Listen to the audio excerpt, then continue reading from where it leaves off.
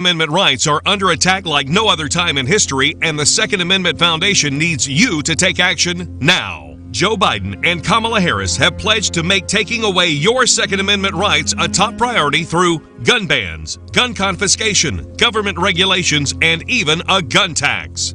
They have aligned themselves with anti-gun activists like billionaire Michael Bloomberg and appoint radicals like Beto O'Rourke as the anti-gun czar. The fight begins now with your text of Protect 2A to 474747. Text Protect 2A to 474747 to pledge your support and become a Second Amendment first responder.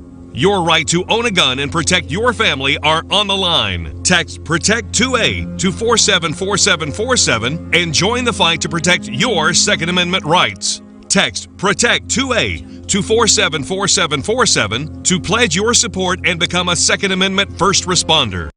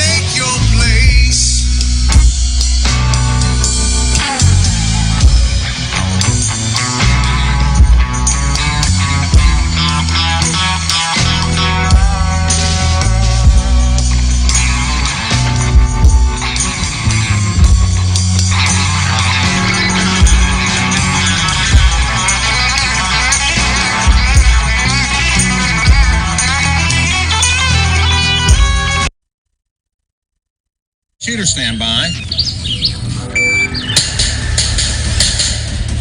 You hit the radio bullseye. And the home for everything Second Amendment, concealed carry, the latest gear, reciprocity, legislation, the right to self-protection, and it shall not be infringed. This is Eye on the Target Radio with your hosts, Rob and Amanda. So, hey, folks, welcome to a Sunday. What do they say? Sunday Gun Day. And so Rob and I are here, glad and pleased and proud to share with you Second Amendment advocacy, Second Amendment concepts, thoughts, laws, and all different things associated with the Second Amendment. But first, I want to say that I want to say a thank you and a shout out to Car Arms, who in part sponsors our show to make it so that we can bring it to you. And Car Arms, go to car.com and check out the inventory of guns that they've got. They've got some really cool 1911 style engraved guns, and they've got the Victory guns.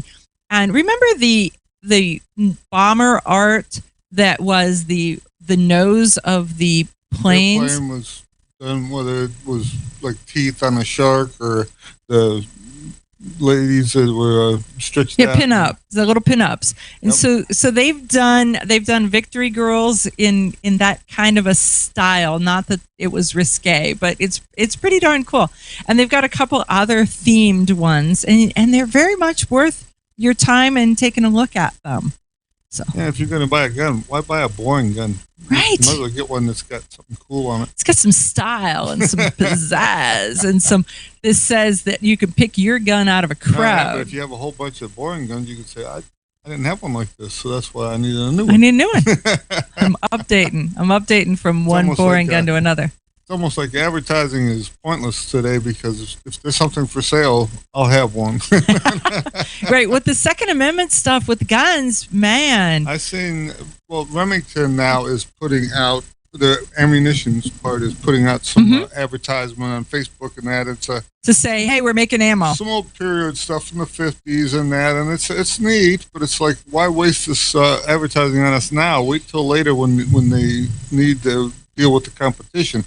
Right now, they just need to have ammo. And all they have to do is say, we have some. We have ammo? They could make ammo that we don't even have a gun for. We'd buy it, waiting for them to make a gun for it next month. Recently, I heard that. Somebody walked into a gun shop and said, you have ammo, right? Okay, I'll take that. And what gun goes with it? Right? It's not what gun do I have? I need ammo. It's the other way around. You have ammo? I'll take it and the gun that goes with it. You know, it's funny that some of the stuff that ammo's prices have gone crazy, but if you're an old shooter shooting like some of the old lever action rifles and his 1880s style stuff, 38, 40, 44, 40, the ammo prices have finally caught up to where everybody's paying the same price you were paying, so it's not all that unconscious to you.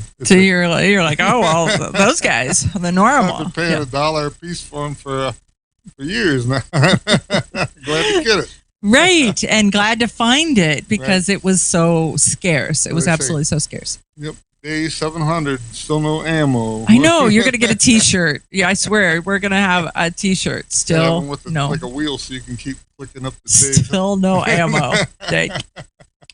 We can make it with that like a little calendar thing you could tear off. The flannel numbers, you can just stick them on. There you go. Like kind of numbers on there. So that way you look like it's a Letterman jacket, only it's how many days without ammo. That's it. So I finally today put the entire concealed carry fashion show that we are going to do at the Florida Speakers event on March 20th. I finally got it all in its suitcase and ready to head to Florida. So it's going without me, and then I will catch up with it. So I am so pleased to have that big horrific mess off the middle of my living room floor, all packed up, ready to go. I know what I'm doing, and it's going to be fabulous. Fashion shows are so much fun for the concealed carry people. We've done them. I mean, I've had you modeling everywhere. You've been on Vice, you've been on HBO. You have played with the fashion shows kind of all over. I'm famous. And Come on, look, I'm famous. I like giving him. I like giving him a man purse, and he models with the man purse, and then the next thing you know, he starts pulling stuff out of it, and you get a flashlight, and you get a Cubiton, and then you get a sandwich, and then you get. Well, You know. there's all the stuff you gotta have, and some of that as I get older, a sandwich and a flashlight are almost indispensable. Interchangeable at that point.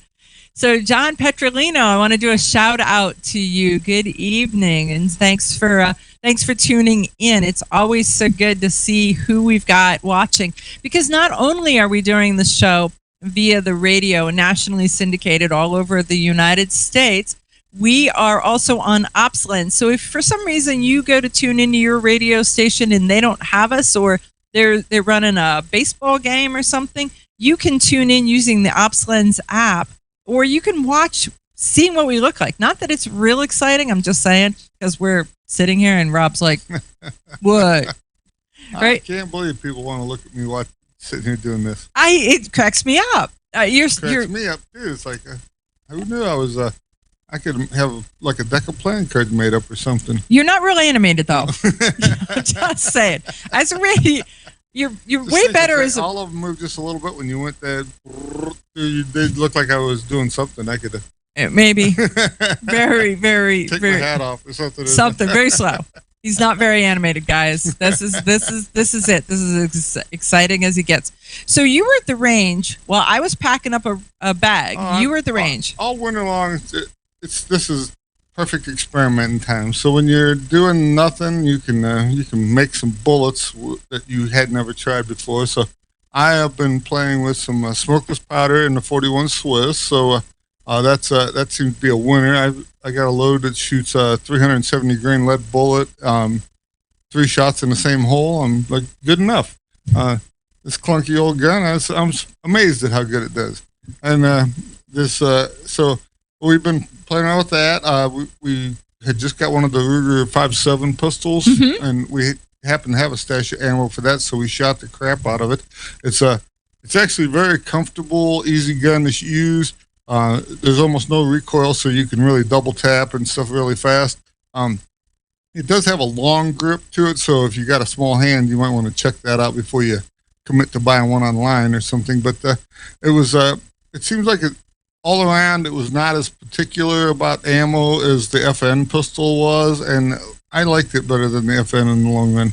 It was very easy to take apart and everything. Now, see, there's something about the FN that I really like, and I don't know that anybody else has done this. I like where they put the safety on that gun. It's completely different than where everybody else has got the safety, and they train you to put your finger along the barrel so that when it's not on the trigger. Well, the safety on that FN is right there, so you can sweep it up, sweep it down. But Colt spent 100 years teaching you to use the 1911 safety, so it's right there, and everybody already knows. I'm not 100 years old. Up, blocks it, down, lets the bullets out, and it's simple, easy peasy. I have a struggle with that. I mean, I don't have a struggle with the up-down thing. I have a struggle with the white dot, red dot. And it's like, I can't tell if the coffee pot is on or off with the white dot, red dot. Well, when you see the red dot, that means it's dangerous. So that means that somebody's going to bleed. That's finally what I had to tell my head. It was red, blood, bleed, danger. In the 22s, they used to have like a red and a green dot on the back of the thing too, and it was kind of confusing. Okay, so red is bleed and green is go. So what? Green means that it's you can do monkey with it without shooting yourself. No, green is go. How many years of traffic lights have taught us that green is go? Right. So that's where, it's not my fault that it's all confusing. That's just. That's the thing. Don't use the safety. Use the safety inside of your head. And right. if you're not needing the gun to be loaded at this time, don't load it. And then you don't have to worry about what direction the safety was on or off or whatever. Right. Well, I'll tell you, the other day I was watching and there was something on Facebook, and I don't want to be one of those people. Those people, the people who comment all the time, and the gun people who may say negative stuff. But there's all of these guns, and they said that they were all meeting together, and for some reason they had everybody who attended this thing take their concealed carry guns out and lay them in a pile on the table. And I'm looking at this pile, and I was like, interesting gun. Interesting gun. Hey, that one's cocked. right? And in this pile, it's like, why is that one? I didn't want to say anything because I'm like, I'm not going to be that person. But why is that one cocked? Some guns like the 1911, the way to carry it is cocked with a safety on. I get it. So some guns with the hammer down, some guns with the hammer up. This one wasn't in 1911, and it was laying to where you couldn't see if the safety was on or not, and it was cocked. See? I don't know. I wanted to say, is it a single action? Is it a double action? What's the status? What's going on? What's going on with that? I really want to. Some of the reasoning behind when they tell you about your police officer can take your gun during a traffic stop, but most of them don't want to because they're not so familiar with how all of them work how they all work. I'm telling you. So I wanted to do an inquiring minds want to know, but I didn't want to look like a Karen. So I just moved on. I truly moved on. Hey, when we come back, we are going to talk about sniper rifles, vintage sniper rifles. Okay, you ask yourself, who is this Realize Firearms Awareness Coalition and what do they do? Realize Firearms Awareness Coalition is a not-for-profit group based in Portage County, registered as a 501c3 and organized to educate about the historical intent of the Second Amendment to the Constitution of the United States of America, to share knowledge, to enable citizens to accurately relate and defend aspects of the U.S. Constitution, to enhance public awareness and support for responsible gun ownership, and to emphasize firearms education for women who facilitate the transmittal of constitutional awareness and gun ownership to succeeding generations. How do they intend to do that?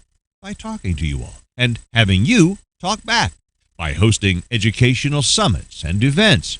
So tune in, listen, and participate. RealizeFAC.com.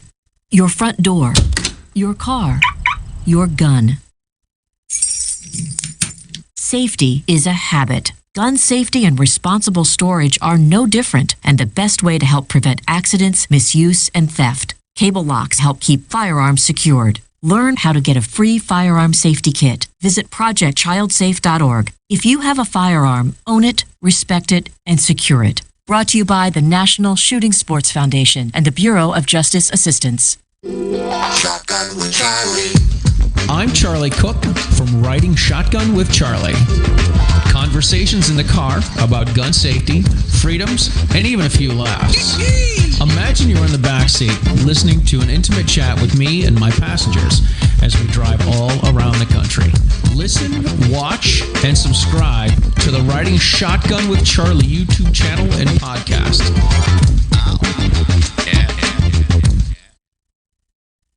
Grab your friends and head to Georgia to train with the Complete Combatant. The Complete Combatant offers a unique approach to self-defense training, layering the first signs of danger, lethal versus non-lethal decisions, and even surviving the aftermath. They offer premier firearms training with a range master certified instructor and host the top minds in our industry. See the courses offered on thecompletecombatant.com. That's thecompletecombatant.com. Had a dirty day? Grunt Goat Tactical Soaps, made from fresh goat's milk and organic oils that detoxify, clean, and restore moisture to skin, will get you ready for your next adventure. These unique soaps are handcrafted in the Blue Ridge Mountains and shipped to anywhere in the U.S. Visit SillyBillyGoatFarm.com for their full line of Grunt Goat Tactical Soaps. That's SillyBillyGoatFarm.com. Ladies, ever wish you could find a brand that understood the difference between feminine and functional? A brand that didn't make you choose between looking good and looking tough. Check out offhandgear.com, a brand designed by a gun girl / mom that closed the gap to give you feminine, durable, functional gear. Offhandgear.com, the brand that gets you.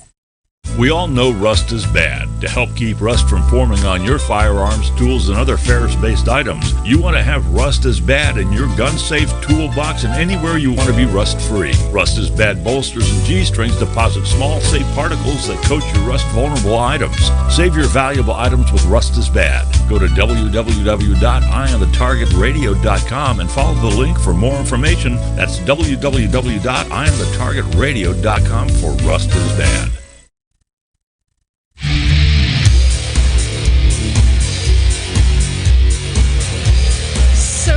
And we are in the state of Ohio, and the state of Ohio is actually the location of Camp Perry and the national matches, and they're pretty darn cool. And somebody said to us one time, "Have you gone to the national matches?" And no, it's close, but we've never been there. So we challenged each other to go to the national matches and compete, and so we did. And it was pretty cool. And I've been back a couple times since to watch different people compete and watch things that are going on. And just the other day, I get a call. And the call is from a friend of mine who says, "Would you like to be my partner in the vintage sniper match that's happening at Camp Perry?" I'm like, I don't shoot long guns. But I don't want to tell him no because he must not have a partner, and it's an adventure. And life is all about adventures and putting yourself out there and all of that. So I think I'm going to tell him yes, and then I think I'm going to have to get thee to the range and practice. But let's talk about vintage sniper rifles that would be eligible to funny? be. They kick. Okay. Darn it. I'm going to hate this. But okay. All the vintage sniper rifles were in a somewhat He-Man type caliber, so there's none of the 223 stuff that would fit into that category. Oh, so I'm gonna be like after the 1,000 rounds of 223, and my chin was bruised and my shoulder was bruised. It's gonna be like you shoot 1,000 rounds of 20 gauge shotgun. And oh, it's not 1,000 rounds, but the 223, 1,000 rounds of 223 black and blued me. But I don't know how much we'll have to see how much we shoot on this. We're going to have to see if we can borrow a rifle so that you can come and prop me up and be next door. You got to stand and shoot and sit down and shoot and lay down and shoot. And it's probably 20 or 40 rounds, something like that. So as long as you don't have to transition fast, you could do it. But the fast transition thing, stink at that. The big thing with it is you need a rifle that meets the qualifications. And right. Since nobody really took sniping as a serious sport, I think. Right. Okay. Well, no, somebody did. They took it really serious because. But during the American Civil War, they used there was a company in England made Whitworth rifles, and they were a hexagon bore with a hexagon barrel that had special bullets that would fit into that groove so that they slid in. So you had to have the right bullet mold to fit that rifle. Okay. But they were super accurate, and they issued them to the Southern troops, and they done so well with them that people paid attention. And so when the Great War come along, we had some sniper rifles in World War One. What was funny is they used the Warner and Swasey made the scopes for them. Okay. Warner and Swasey is famous for making machine tools in the United States. Yeah, they make lathes and mills and that kind of. The scopes were very rudimentary. They didn't work well, and the way that they made them kind of hold their zero was once they got them in place, they peed on them until they rusted in place so that they didn't move. I'm not doing that. I hope somebody's already done that for us. When you were in the trenches, you had to you got your rifles together, and then you peed on the scope to lock it up so it couldn't move on you. Okay, so I'm just going to say that is probably the history segment of the show. So keep that in mind if you want yours. I don't think that works anymore. The thing was, what they That's pretty cool. Sniper during the Revolutionary War, a sniper's a little bird. They call it a woodcock. Most people, it's a game that they play by taking their friends out in the woods and losing them in the woods. But a sniper really was a bird. Bird is and it's a shore bird. And so a guy who could hit the shorebird with his rifle, they called him a sniper during the Revolutionary War. That's where the term comes from. And then by World War One, we had some rifles, and most of the rest of the world really didn't take it seriously. By World War II, though, the Germans and the Russians actually had a pretty good amount of sniper rifles on the field. Mm-hmm. A lot of the German stuff was actually just sporting rifles that they had used during the war. Okay. Later in the war, they were purpose built as sniper rifles. The English got into it kind of late with some of their Enfields and that, and the Americans used the O3s, and they put a couple different kinds of scopes on them. They eventually made a purpose built. It's an O3A4. It didn't even come with sights on it. It was all the markings were actually offset so that when the scope was mounted, you could still read the writing and the serial numbers and stuff on the rifle. The rifles are kind of rare and valuable today if you have one. There's a lot of regular O3s that people have made into clones to make them look like the thing. But you can tell by the markings. By the fact that the O3A4 markings were actually offset when they built the Action versus the O3A3 are right on top, and the scope mount goes right on top of them. Okay. The M1 rifle, they started using M1Cs, and then later in the war, Ds. I think Ds were basically Korean War era. Okay. A lot of it mainly is the type of the scope and the mount system. They had because the auto eject and it loaded with the end block in the top, the scope was mounted off to one side of the rifle. Okay. So they're not as prevalent as you would expect either, because they give a lot of M1s out, but they didn't give a lot of M1Ds or Cs out. The Swedish also, they made some rifles in their Model 41s, and it was 6.5 by 55. It's actually probably one of the better sniper rifles. The big thing with a lot of them, they had really low power scopes at the time. Mm-hmm. The military figures 1 power for every 100 yards you're shooting. Okay. And so usually 2-3 power was about all that they... all that you really needed. So you had said, while we were at the break, about the Japanese and how they were... The Japanese made a couple different sniper rifles. Their Type 97 was seemed to be the most popular one. They actually came with a shark skin tube that the scope fit in and everything. And so when you put the rifle together, you shot it, you took it back apart, and because the scope was so delicate, if you were being captured or killed, if it was capable of you to do this, you were to destroy the rifle before this happened to you. As to how many of them were... So the question is, do you say, oh, they're going to get me, so I'm going to destroy it, or I've got it, so they're not going to get me, right? I mean... But there's not a lot of the Japanese sniper rifles out there that are complete, and you'll find sometimes there's a guy who has a scope, but he doesn't have the rifle. The others don't have the whole thing. To find all of it together is really a prize and quite valuable. Pretty unique. So, interesting stuff. Hey, so when we come back, we are going to talk to Stefani Lord, who is from a state rep from New Mexico. And it's pretty interesting to hear a pro-gun state rep and the grief they're catching. Grab your friends and head to Georgia to train with the Complete Combatant. The Complete Combatant offers a unique approach to self-defense training, layering the first signs of danger, lethal versus non-lethal decisions, and even surviving the aftermath. They offer premier firearms training with a Range Master certified instructor and host the top minds in our industry.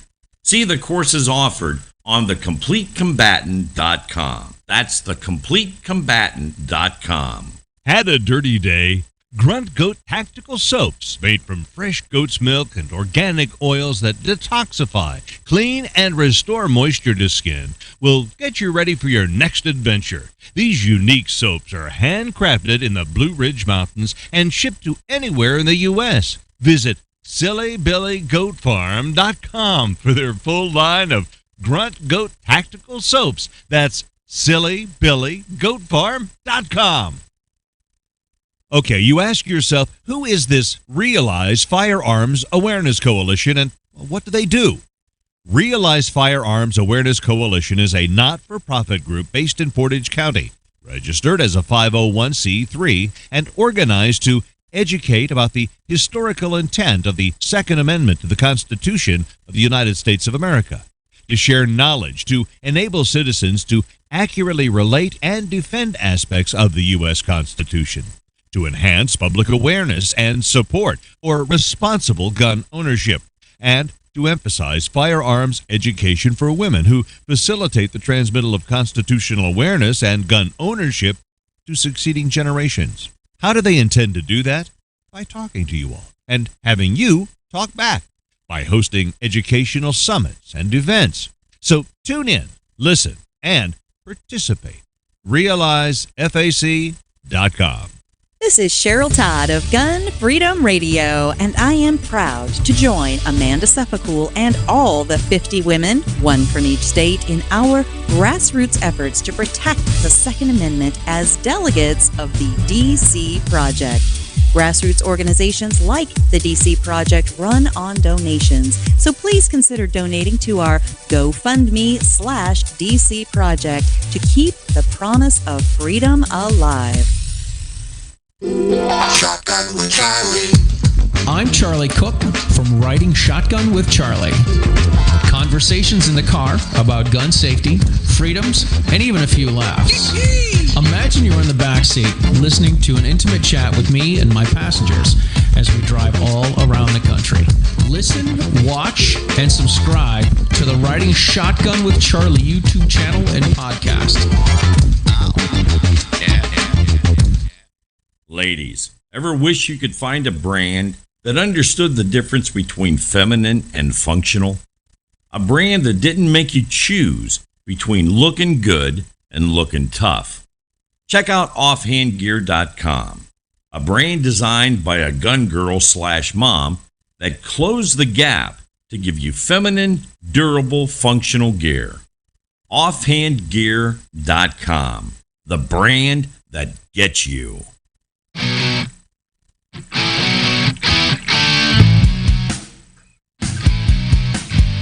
Hi, this is Paul Lathrop from the Polite Society podcast. I wanted to let you know that the show you're listening to is a proud member of the Self-Defense Radio Network. You can check out all the shows on the network by going to selfdefenseradio.net or tune in for more on Self-Defense Mondays on Karma Radio, krmaradio.com. This is Dan Perkins with your songs and stories for soldiers, Veterans Tip of the Day. If you're a veteran with a disability, are you interested in a program that could give you a free home? Homes for Our Troops is a privately funded 501c3 nonprofit organization that builds and donates specially adapted custom homes nationwide for severely injured post-9/11 veterans to enable them to rebuild their lives. These homes restore some of the freedom and independence our veterans sacrificed while defending our country and enable them to focus on their family and recovery. Since its inception in 2004, nearly 90 cents of every dollar has gone directly to the program to serve veterans. HFOT builds these homes where the veterans choose to live and continues its relationship with the veterans after the home delivery to assist them in rebuilding their lives. For more information, go to their website, www.hfotusa.org, and see if you can qualify for the home of your dreams. This has been your Songs and Stories for Soldiers, Veterans Tip of the Day.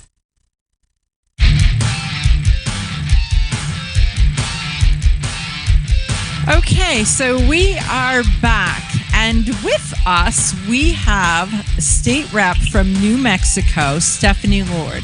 And Stefani is making quite a name for herself in New Mexico, and we wanted to bring her on to talk a little bit about some of that, because we are so thrilled to see pro-gun state reps that are just starting to spring up all over the place and take a stand. So, hey, Stefani, thanks for joining us on Eye on the Target Radio.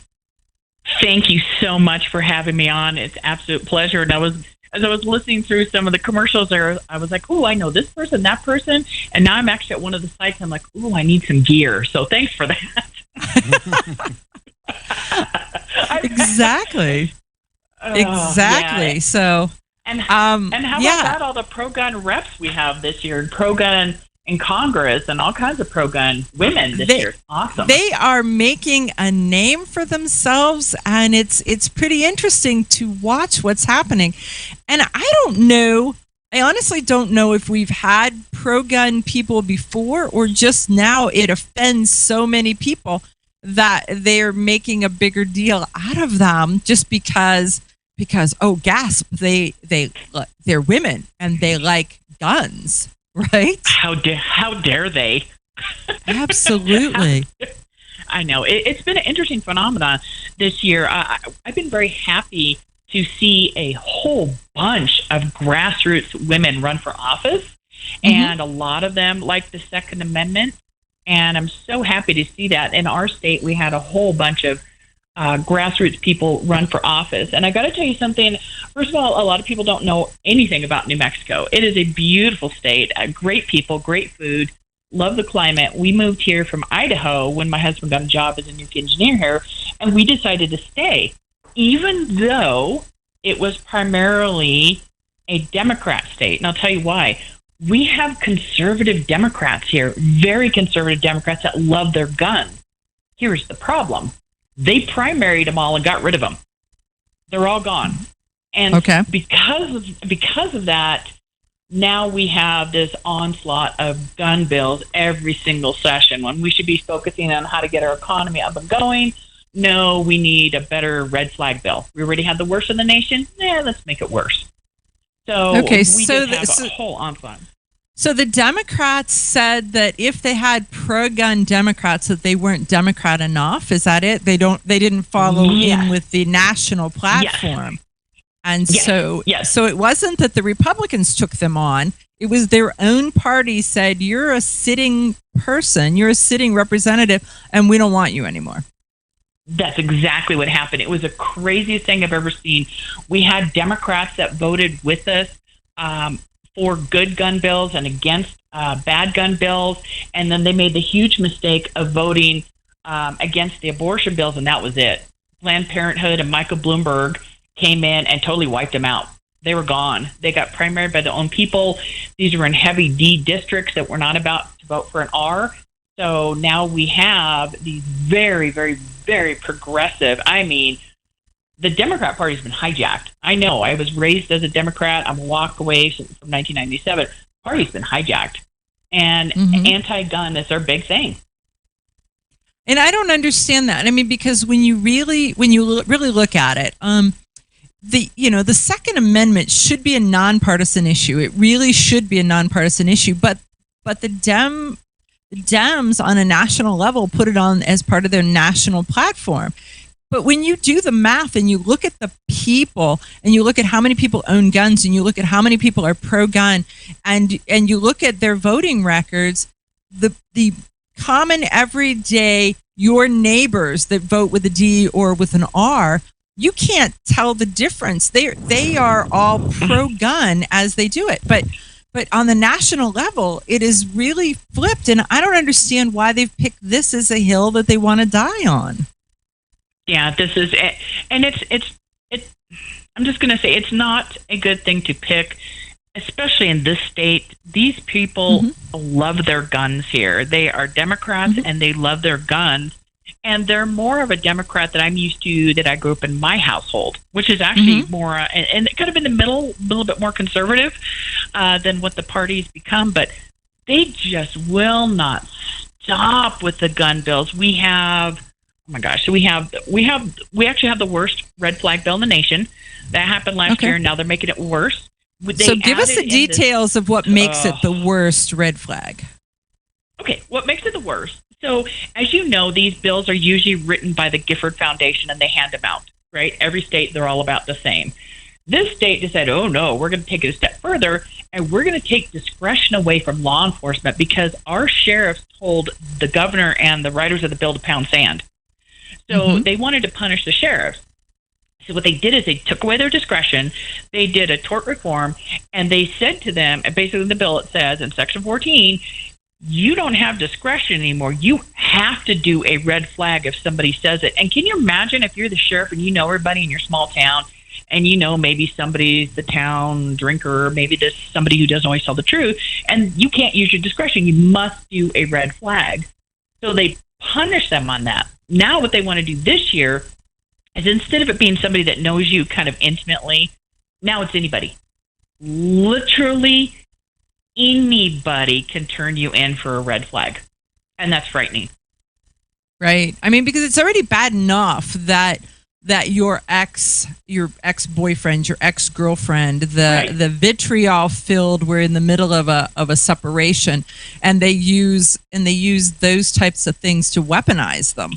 If you're in the battle, you're battling over child custody, and we've all seen a spouse do something to try to hurt the other one when they're in the middle of those types of circumstances. So there's already that. I mean, on the other side, there's times when there is a good cause. There are people who shouldn't be able to be a threat to society and to one another. But that's where the discretion portion should come in. Right. And here's what the sheriff asked, and it was great. The sheriff said, look, we don't need red flag. What we need is if somebody is a harm to themselves or others, we automatically take them and we go and we check on them, right, to see if it's true, make sure someone's not lying. We automatically take them in for a 72-hour hold. If they go in for the 72-hour hold and the behavioral therapist and the judge says, you know what, they really are going to harm themselves or other, now there's been a little bit of due process. They've been evaluated. Now tell the sheriffs, okay, we want you to take those guns away from them until they either not a harm to themselves or other, or they've gone through the due process to determine whether they should have their guns or not. Great. That could have been used as a tool, but oh no, this person's a harm to themselves or other, and somebody down the street doesn't like them, or an ex doesn't like them, so we're going to go and take their guns and leave them at home. I mean, this is like the dumbest thing I've ever heard of in my life. So the red flag bill was something that came from the Gifford camp, and they're just going to continually make it worse and worse and worse, and that's what we're having here. We also had another bill, HB 166, was this whole, came out of nowhere. We must get rid of ghost guns. I talked to, 10 different law enforcement officers, and they said, what ghost guns? We've never even seen a ghost gun here. Why is this becoming an issue? And they said, well, we have to get ahead of that. And the poor girl, she's really sweet to put it on, but I was asking about lowers, and she didn't know what that was. She didn't know what an AR was. So I kind of explained to her everything, and I'm like, I'm thinking about actually getting her gift certificate to go shooting. Maybe that'll change her, but she really didn't know what she was presenting, the poor thing. True story. So somebody had handed it to her and said, "Here, you need to put this." And she's like, "Sounds good. Okay, I'm in it." What? Right? And unfortunately, on that camp, on that side, they get bills handed to them all day long. I see all the new people that if they have a D next to their name, they get these great bills that they know are going to pass, and they don't know what they are. And I grill them, and I make them so nervous. But, if you're going to present something like I did, I presented HB 279, gun stores, ranges, and firearm instructors to be essential. I had Dr. John Lott. I had Tara with the NRA. I had Cody Wisniewski. I always pronounce his name, Wisniewski. He's a lawyer out of Colorado, and they were great expert witnesses. They put on the great testimony. Nope, moved to table. They killed it right there. And I was like, especially, that was it. We have SB 224. That's firearms must be secure in the house for if you have anybody under 18, and you cannot teach your child to shoot a gun. You cannot teach your child to shoot a gun. You can't let that sink in for a second. When they're after 12 years old, they are allowed to go to some special something, a firearms safety, whatever, and they will teach your child how to shoot a gun. And I said, okay, rural New Mexico, if you have guns in your house and you have farm animals, you've already probably taught your child how to respect and how to use a gun. You go away, you tell the kid, okay, look, let's say they're 14, I got to go into town. If you shoot, I'm going to have to stop you. This is too good. So you hold on.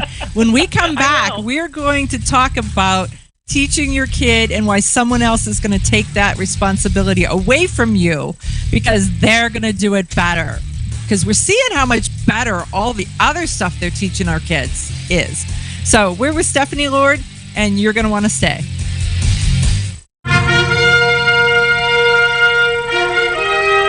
Honest citizens like you protect themselves every day.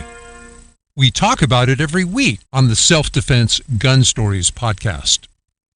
Were these gun owners lucky, or did they have a plan? How should we defend the people we love? We discuss recent examples on the Self-Defense Gun Stories podcast. Put us in your pocket.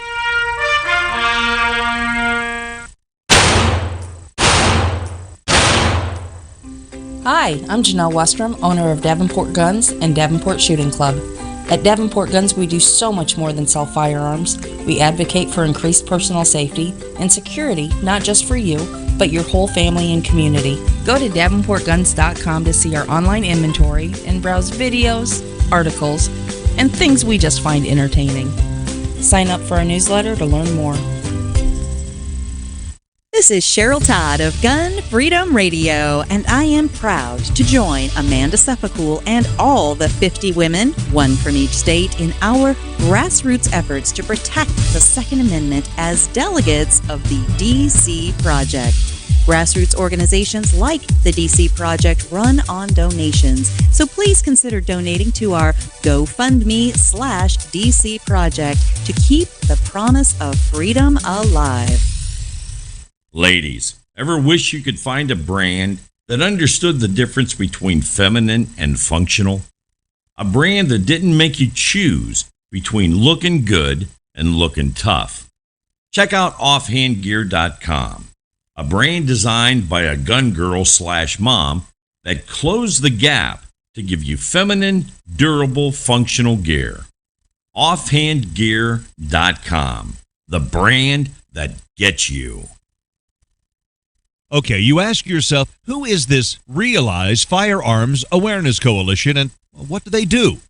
Realize Firearms Awareness Coalition is a not-for-profit group based in Portage County, registered as a 501c3 and organized to educate about the historical intent of the Second Amendment to the Constitution of the United States of America, to share knowledge, to enable citizens to accurately relate and defend aspects of the U.S. Constitution, to enhance public awareness and support for responsible gun ownership, and to emphasize firearms education for women who facilitate the transmittal of constitutional awareness and gun ownership to succeeding generations. How do they intend to do that? By talking to you all and having you talk back, by hosting educational summits and events. So tune in, listen, and participate. RealizeFAC.com.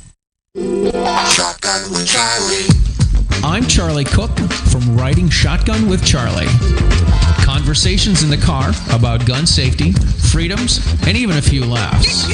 Imagine you're in the back seat listening to an intimate chat with me and my passengers as we drive all around the country. Listen, watch, and subscribe to the Riding Shotgun with Charlie YouTube channel and podcast. Had a dirty day?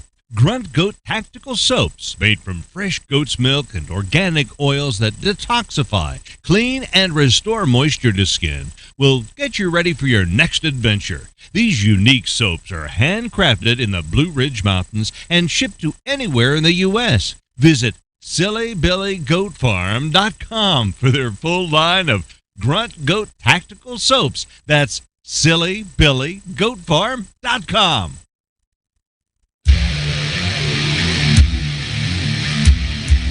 Okay, folks, we are back, and with us is New Mexico House Representative Stefani Lord. And Stefani is just telling us about a bill where it takes away the parents' responsibility, the parents' ability, I guess, not even responsibility, ability to teach firearm safety to their children, and said the government will instead handle that for them. And we're seeing just how well the government educating our children on other things is working out for us, and how many people are pulling their kids to homeschooling because they just do not like. I mean, there's a difference between education and indoctrination, and getting involved in what is happening in our children's lives. But Stefani, go back and tell us exactly what is the thought process to them saying that they will educate our children on guns and gun safety. Boy, I wish I knew what their thought process was. I could guess, right? We can all guess. You're not good enough to teach your child. This way we can keep the guns locked up. And like I was saying a little bit earlier, and I got overly excited about this because this bill is so ridiculous. Again, you live in a rural area. You've taught your child to respect the gun. You have to go into town. Now, a lot of these places are 20, 30 minutes or longer away from law enforcement. Okay, if somebody were to break in the home, that child, well, I'm not going to say child, I'm going to say that responsible child who knows how to use a gun and knows how to respect a gun cannot wait for law enforcement to get there to protect themselves. Also, we have mountain lions, we have bobcats, we have coyotes, we now have wolves here. You must protect your animals, your livestock. So, the kids need to have those guns accessible, but what they're trying to do is say, oh, no. We can't allow that. We cannot have that. We know better than you do. And so we're going to train your child how to use a firearm, which I can only imagine how it's going to go. Guns are bad. They're really, really bad.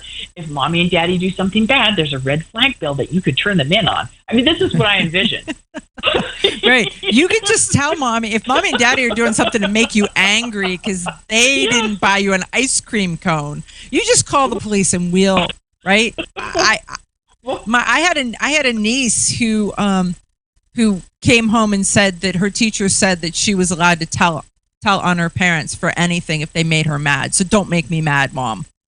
I mean, that's so that's what, and so my sister just tanned her hide and said, go tell, right? I mean, there's a piece of that. But I mean, we just recently in the news had the 12-year-old that used a firearm to protect his grandmother who was being brutally attacked. And so those stories, they say they don't happen, but they do. And there are people who are alive because there are educated and responsible others to help out. And so this is crazy. Right. But I want to switch. I want to switch over topics because the thing that got me to where I invited you to come on the show was I was reading an article, and in the article, you were accused of coded racist language, that it was so coded that they can't even tell us what it was. It was just secretly coded. So I'm laughing because I don't know what it is. I had people call me from all over the United States saying, hi, we want to interview you about this article. And I said, well, here's the clip of what happened. And they watched it and they said, I don't get it. I don't know what it means. They put it on the local news. People called me and they said, what does this mean? I said, I don't know. I had a call the other day from someone from the AP News who said, I'm not even going to cover this because I watched the clip and there's nothing racist in it. So what had happened was when we're in session, we have to defer to experts because I'm hearing bills all day long about hundreds of different topics. So I called law enforcement to ask him, hey, I got a question. Isn't it illegal for you guys to rape people? And they're like, what are you even asking me? Yes, of course, we can't rape people. They said we can't even if we had somebody in our custody, if that person said, yes, I want to have sex with you, it still could be considered rape because of the power struggle, right? That you can't do that. So I talked to, I don't know, I think about 5 or 6 different officers from different fields, and they all told me that Stephanie, that's already a law. So I asked her expert witness, did you call law enforcement to ask them that this is already a law? And she said, oh, yes, I talked to law enforcement, and those that are not out raping people do not have an issue with this bill. I usually don't get very emotional when I'm doing this because I kind of attack it like attorney, step by step to show you how dumb your bill is. That one got me. I said, you're literally telling the law enforcement officers I know who've told me that this bill is redundant and ridiculous because it's already a law about raping people. And she basically went back to repeat that again. So I said, okay, I'm done. I'm not going to even ask any more questions. I called 2 law enforcement officers, said, am I correct? And they said, no, Stephanie, you were absolutely correct. Well, nobody had any questions. They went to now voting. And they said, well, we see you're on the phone. I said, no. I said, I was talking to law enforcement, and I wanted to make sure that I was absolutely correct. This is already law. It's insulting that you're calling law enforcement. So I know they're good people, rapists. As far as I'm concerned, they should apologize for that. And the sheriff's department asked them to apologize. And immediately the left-wing organizations came out and said, oh my gosh, she's racist because she called the police on the expert witness. Well, it wasn't like you called the police and red flagged them. You called the police to ask them a question. Question. When they passed that new red flag law, you can call the police and red flag that expert witness. Oops, wait, we're not going there. I was just like, so that's what happened. That's exactly what happened. So it was just an organization of left-wing people that they don't like the fact that I'm brand new and I'm challenging them. I'm a gun person. I'm a pro-gun advocate, and they're going to do everything they can to beat me down, and it's not working.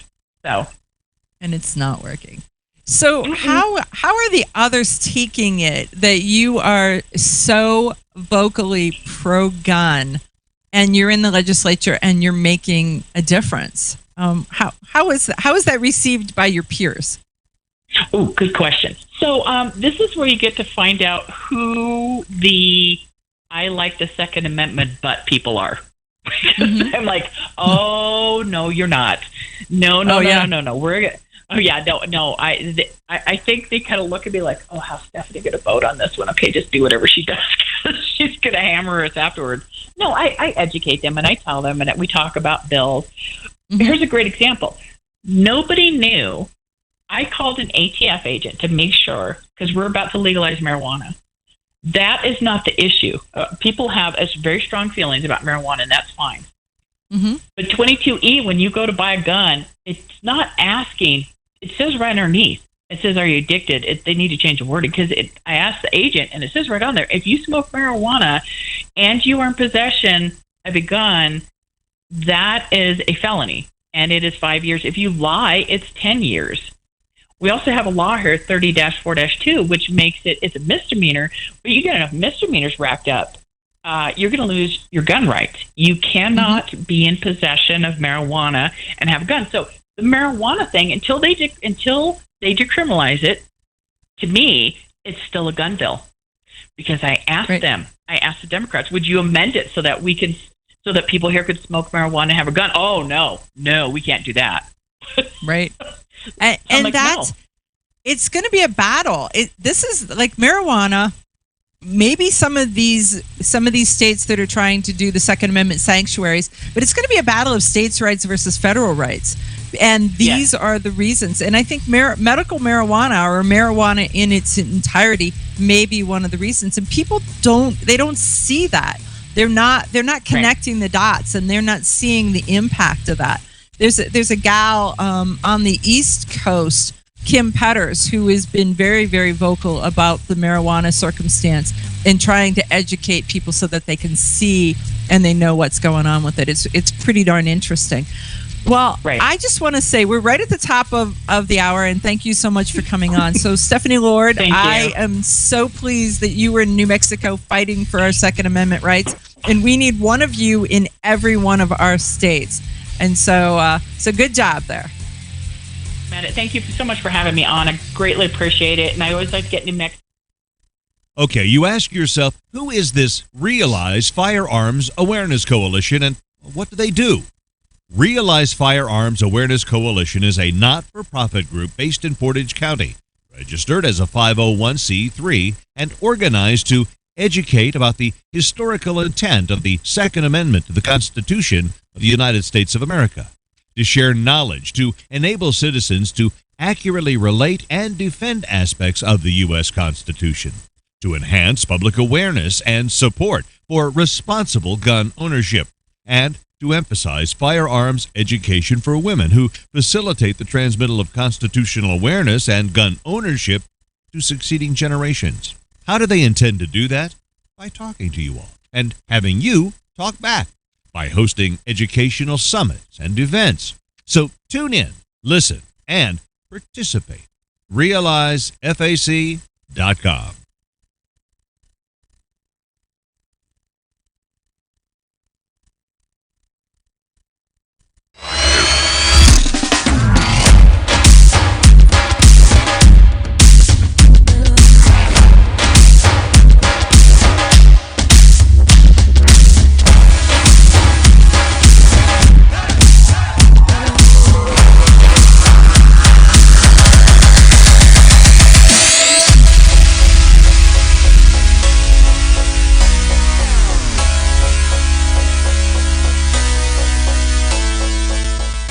Your Second Amendment rights are under attack like no other time in history, and the Second Amendment Foundation needs you to take action now. Joe Biden and Kamala Harris have pledged to make taking away your Second Amendment rights a top priority through gun bans, gun confiscation, government regulations, and even a gun tax. They have aligned themselves with anti-gun activists like billionaire Michael Bloomberg and appoint radicals like Beto O'Rourke as the anti-gun czar. The fight begins now with your text of Protect 2A to 474747. Text Protect 2A to 474747 to pledge your support and become a Second Amendment first responder.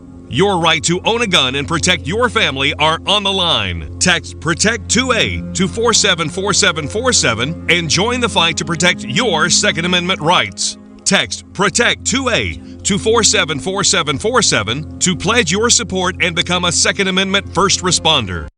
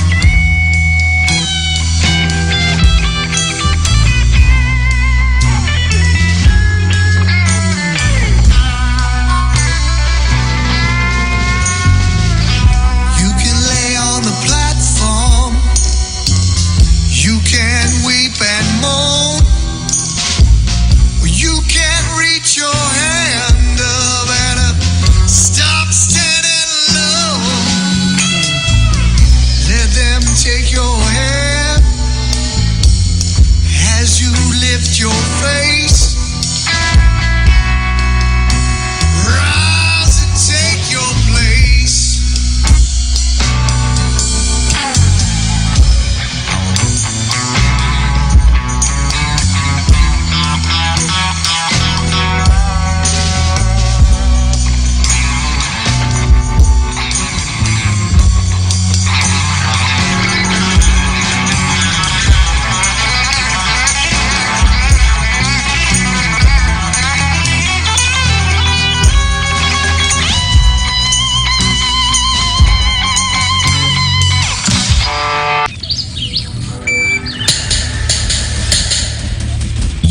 Radio Bullseye.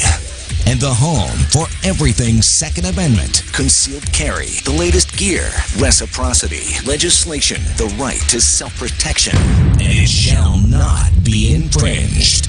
This is Eye on the Target Radio with your hosts, Rob and Amanda. Hey, you know what? How come you've got top billing, but I do all the talking? I'm the brains of the operation. Okay. You know that today in history, in 1868, Henry Derringer, a little-known gun manufacturer from Philadelphia, passed away?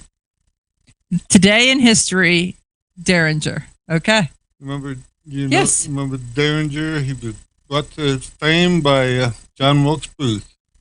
Okay, so they because he made those little guns.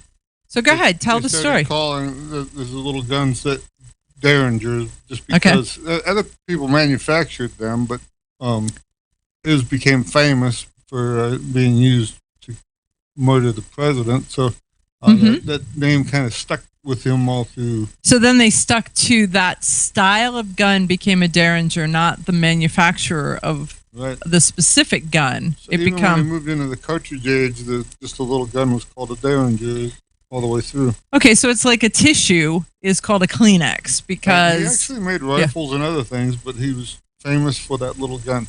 For that little gun. So when did he die? In February 28th of 1868. Okay. Wow. Interesting.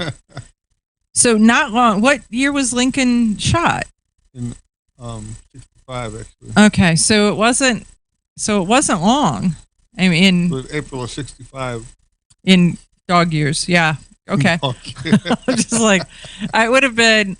I mean, if you manufacture something and they use it to shoot the president, that's like not a good PR day. Right. It that's the thing, but that you never know what's going to make you famous. I don't want to be that famous. We're good. Okay. So we're talking about making someone famous. There is a guy that you're going to have to look him up, folks. It's pretty interesting. His name is Raniero Testa, Testa. Raniero Testa just set the new world's record for airborne clay targets shooting. And so what he was doing is he's shooting the fastest shot. And so he won the world record. He's now in the record books. So not only did he shoot 17 clay targets in 2.08 seconds, but in that time he threw them and then shot them. Most of us cannot shoot 17 bullets in 2.8 seconds, let alone hit anything and to hit everything all at the same time. So you've got to look it up. It's really pretty interesting watching him do it and then watching him. I think the reason why he stopped at 17 is because that's all the bullets he could squeeze in his gun. And it may be. And it was really because he had to fling them and then get his gun in action. A Winchester SX4 automatic shotgun with an enormously long magazine tube extending way out past the muzzle. Yeah, well, it had to hold that many shells. But it was very interesting to watch. And I mean, in the last couple were really pretty close to the ground by the time he got to them because there's just a certain amount of time and the ability to how high he can tie. Just pulling the trigger, they said that it averaged out to 490 rounds per minute. So if he could just about the same as an average Sten gun. That's crazy. It is absolutely crazy. So congratulations to Mr. Testa for setting the world record. And you ought to tune in and watch it because it's really pretty interesting, pretty cool to see.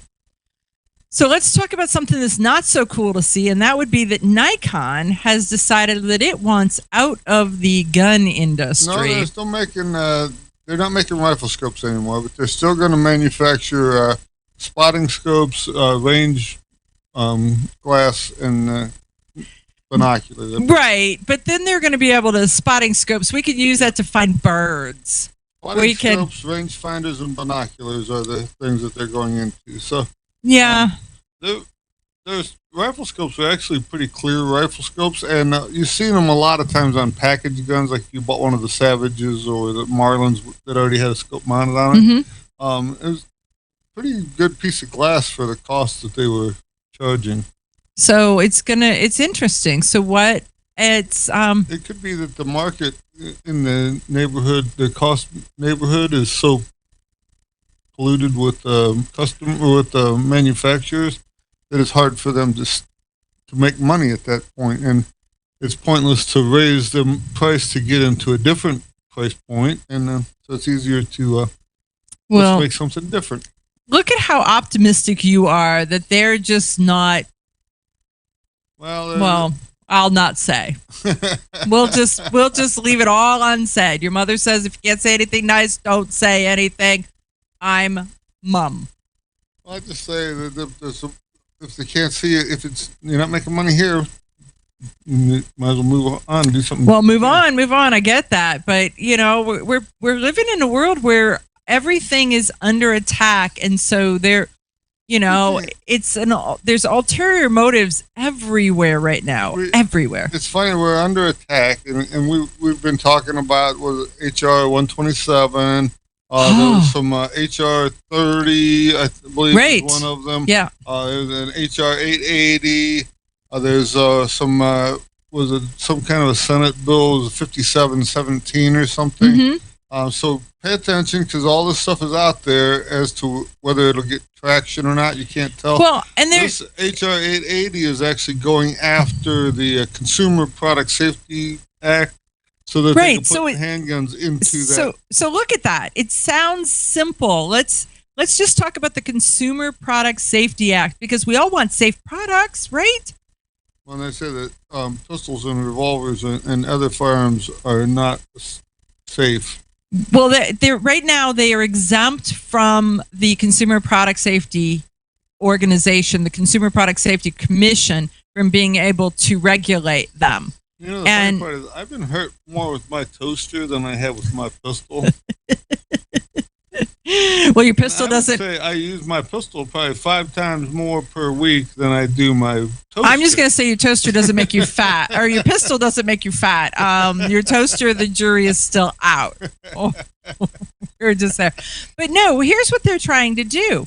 They're trying to change the definitions so that the definitions of consumer products, in order to permit the issuance of safety standards for such articles. So then they will write the safety standards so stringently that all of a sudden this is where we get all the unusable, because it's got so much safety features on it. Either you can't turn it on, or it weighs so much you can't carry it. This is where they added the thing to your gas can to where now you can't fill it without it burping on you. But right? Yeah, the government fixed your gas can for you. That keeps that in mind. There's so many of those things that the government fixed to make it better. Fixed. It starts with an F. We'll just say they make it better, and it is not better. So there is right now currently a law that keeps firearms out of the hands of the Consumer Product Safety Commission. They want to change that. This is sort of like where they're trying to take it, and they're trying to make guns a mental health crisis. And so that they're searching for different ways to shove it under different groups so that they can restrict us. The gun is protected under the PLCAA Act, and they say, because no one really knows what that is, that it's going to be easy to strip it out of there and do away with that act. So pay attention to that, folks, because that keeps them from suing your local gun company out of business, and so when people say, why do you need the Second Amendment Foundation? Why do you need the NRA? Why do you need the state organizations? Why do you need Gun Owners of America? It's because who's reading every one of these little bills? Somebody's writing and then working behind the scenes extra hard to try to block you from doing your stuff. Because it isn't just that they're reading a gun bill, that HR 127. It isn't that. It's the fact that they've got to read the Consumer Product Safety Act bill to see what's in it, to make sure that they haven't shoved something in. So there's some poor guy who's reading all the corn bills and the oil bills and the bridge bills Right, to they see put it- what's they put it in every little spot figure, and Correct. you won't notice, and we'll be able to pass it through. right. Here's another one. We've heard of micro stamping, where they wanted to mark each cartridge that comes out of a certain gun. A couple years back, they said it wasn't capable of being done. Now there's a company out of Columbus, Ohio, says that it is capable of being done. Okay. I still don't know how they're going to stamp. I mean, you think about what did you say, 8 million new people? Right, so they've got to be able to have a unique identification. So at least there's 8 million numbers there, plus the other 418 million. Right. We're going to talk about this when we come back, because they say it's possible. It's not possible. Once you shoot it once, twice, 10 times, 20 times, you wear it out. We'll talk more. So, hey, you're listening to Eye on Target Radio. We'll be right back.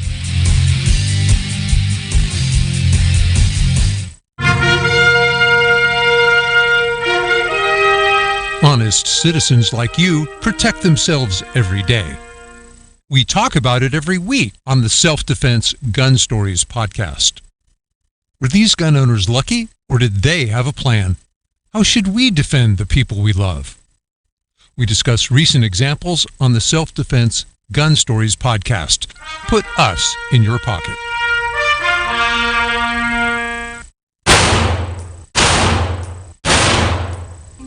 Hi, I'm Janelle Westrom, owner of Davenport Guns and Davenport Shooting Club. At Davenport Guns, we do so much more than sell firearms. We advocate for increased personal safety and security, not just for you, but your whole family and community. Go to davenportguns.com to see our online inventory and browse videos, articles, and things we just find entertaining. Sign up for our newsletter to learn more. Your front door, your car, your gun. Safety is a habit. Gun safety and responsible storage are no different, and the best way to help prevent accidents, misuse, and theft. Cable locks help keep firearms secured. Learn how to get a free firearm safety kit. Visit projectchildsafe.org. If you have a firearm, own it, respect it, and secure it. Brought to you by the National Shooting Sports Foundation and the Bureau of Justice Assistance.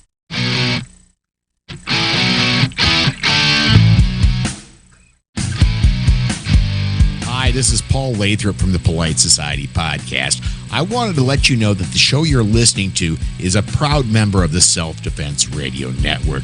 You can check out all the shows on the network by going to selfdefenseradio.net or tune in for more on Self-Defense Mondays on Karma Radio, krmaradio.com. This is Cheryl Todd of Gun Freedom Radio, and I am proud to join Amanda Suffolk and all the 50 women, one from each state, in our grassroots efforts to protect the Second Amendment as delegates of the DC Project. Grassroots organizations like the DC Project run on donations, so please consider donating to our GoFundMe/DC Project to keep the promise of freedom alive. Had a dirty day? Grunt Goat Tactical Soaps, made from fresh goat's milk and organic oils that detoxify, clean, and restore moisture to skin, will get you ready for your next adventure. These unique soaps are handcrafted in the Blue Ridge Mountains and shipped to anywhere in the U.S. Visit SillyBillyGoatFarm.com for their full line of Grunt Goat Tactical Soaps. That's SillyBillyGoatFarm.com. Ladies, ever wish you could find a brand that understood the difference between feminine and functional? A brand that didn't make you choose between looking good and looking tough. Check out offhandgear.com, a brand designed by a gun girl / mom that closed the gap to give you feminine, durable, functional gear. Offhandgear.com, the brand that gets you. We all know rust is bad. To help keep rust from forming on your firearms, tools, and other ferrous-based items, you want to have Rust is Bad in your gun-safe toolbox and anywhere you want to be rust-free. Rust is Bad bolsters and G-strings deposit small, safe particles that coat your rust-vulnerable items. Save your valuable items with Rust is Bad. Go to www.eyeonthetargetradio.com and follow the link for more information. That's www.eyeonthetargetradio.com for Rust is Bad.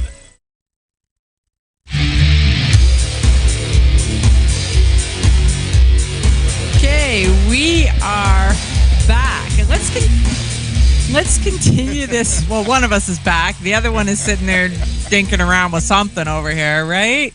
So, so let's talk about this microstamping for a minute.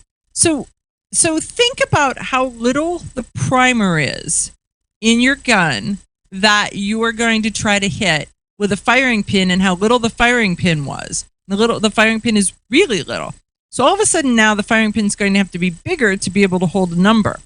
And if they have to have a unique number for every gun, sort of like they have a unique number for every car, how long is your VIN number? So now think about how tiny that would have to be able to do that, and then how delicate that tiny little stamping would have to be, because the little walls of all the letters aren't going to hold up to the hammering that, guess what, a firing pin goes through, right?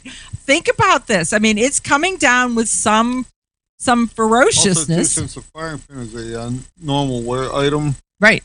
How do you go about changing it? Do you have to order a new number or have a new number registered? Well, they're saying that it's $200. It's going to cost it an additional $200 to be able to microstamp these guns.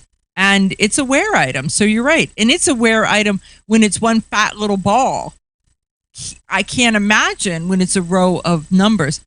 Did I tell you my career right now is currently in aerospace stamping? And when we serialize something big, it's a hard thing to do, and it's a hard thing to read, and you have to keep a close eye on it because it wears pretty quickly, and pretty soon you can't read it. So then all of a sudden you've paid $200 for something that you can't read. And if you're somebody who's not real fond of this, just a little nick or a file or something else, you can polish the numbers right back off again. Right. Imagine. And if it's bad. Part two is if it stamps it onto the brass case, I mean, after the case has been loaded 4 or 5 different times and put through different guns, and all of a sudden now it's got all kinds of numbers on it. I'm picking up brass from the range, and all of a sudden I've got somebody else's ID. I have somebody else's DNA, if you will. Right? What? They're not thinking this through, and somebody's saying, "Oh, we can do it." No, you can't. We'll just put it at that. No, you can't. So, okay, let's move on. What it is, they're hoping that someone will throw a couple $1 million in that direction to prove them wrong. That way, then they get at least to make a couple $1 million until they find out that it doesn't work. Till they say that it can't work, it don't work, it won't work. Well, here's an interesting thing. The Ninth Circuit Court, and do you know the Ninth Circuit Court is typically the most liberal of all of the United States courts. And so the Ninth Circuit Court has been shifting, transitioning to a little more reflective of the U.S. population, a little more center, if you will, as opposed to extremely left-leaning. And so now they are hearing a court case about magazine bans and 10-round magazines. You want to take this? The funny part about this happened in early part of February. Mm-hmm. But the funny part is at the other end of the country, they're hearing a case about 10-round magazine ban. And they've come to 2 different decisions so far. So something's going to go to the Supreme Court. Actually, the Ninth Circuit Court had a 3-judge panel that listened to it, and then they said that it has to go back to the full panel because they are. It's not unexpected, but they want to. They're right now siding with common use. But it's no way is it done. You're seeing it on both sides of the court. So Vermont Supreme Court is saying that they can have the magazine ban. California's court saying no, they can't. No, they can't. It's constitutional, unconstitutional. There's a lot of stuff here, folks. It is federal versus state and different things. So we're going to fight this out to the end because everybody's got a better idea. Well, and the interesting thing is that, we're all watching the Supreme Court and seeing if the Supreme Court's going to take another gun case. And so that's where everybody's waiting with bated breath. And these are the kinds of cases that are going to head there. Because if one I want to say border, but it's not really border. If one coast versus the other, that's the word. If one coast versus the other sees it completely differently, how is the United States united? How are they supposed to enforce something like that? Right. I mean, there's other things. The Biden has his pick. Merrick Garland he's been in front of the. He's a nominee for. So they're asking him questions and seeing how. So he says there's room for more gun laws. So we'll see how that goes. So, and he's saying that there's more room for more gun laws. If the president wants the gun laws, then the attorney general is going to assist him in that manner. But if the president doesn't want more gun laws, then we don't have to pursue them. But I think, his words, I think the president is entitled to pursue them, should he choose to. I watched a lot of that case, and when they were asking him, he was definitely Mr. Ho-hum. I mean, what did you want to hear, and then I'll tell you how that should So go. he's not Mr. Dynamic Speaker? No, it's more like yawn. Let me tell you what I think you were trying to get to here. Great, because I really want to be I want to be somebody important. I want to be the Attorney General. If you're not going to make me a Supreme Court justice, then make me the Attorney General. What do you want to hear to make me the Attorney General? And so, do we know how long it's going to take before they finally give him the wink and the nod? Because that group they're going to give it to him. I mean, they're the balance of power. Few of them don't get the job. It's once in a blue moon that it's stacked to the point where they can't get the job. But in most cases, they make them jump through some hoops and do things. But they do. And the balance of power is such that whoever is nominated as the Attorney General, if the left wants them, they are going to get them. That's kind of how this is going. And if you are considered on the right, or you are considered in a spot where you're hoping that constitutional laws go into effect, right now it doesn't seem to matter. Grab your friends and head to Georgia to train with the Complete Combatant. The Complete Combatant offers a unique approach to self-defense training, layering the first signs of danger, lethal versus non-lethal decisions, and even surviving the aftermath. They offer premier firearms training with a range master certified instructor and host the top minds in our industry. See the courses offered on thecompletecombatant.com. That's thecompletecombatant.com. Had a dirty day? Grunt Goat Tactical Soaps, made from fresh goat's milk and organic oils that detoxify, clean, and restore moisture to skin, will get you ready for your next adventure. These unique soaps are handcrafted in the Blue Ridge Mountains and shipped to anywhere in the U.S. Visit SillyBillyGoatFarm.com for their full line of Grunt Goat Tactical Soaps. That's SillyBillyGoatFarm.com. Okay, you ask yourself, who is this Realize Firearms Awareness Coalition, and what do they do? Realize Firearms Awareness Coalition is a not-for-profit group based in Portage County, registered as a 501c3, and organized to educate about the historical intent of the Second Amendment to the Constitution of the United States of America, to share knowledge, to enable citizens to accurately relate and defend aspects of the U.S. Constitution, to enhance public awareness and support for responsible gun ownership, and to emphasize firearms education for women who facilitate the transmittal of constitutional awareness and gun ownership to succeeding generations. How do they intend to do that? By talking to you all and having you talk back, by hosting educational summits and events. So tune in, listen, and participate. RealizeFAC.com.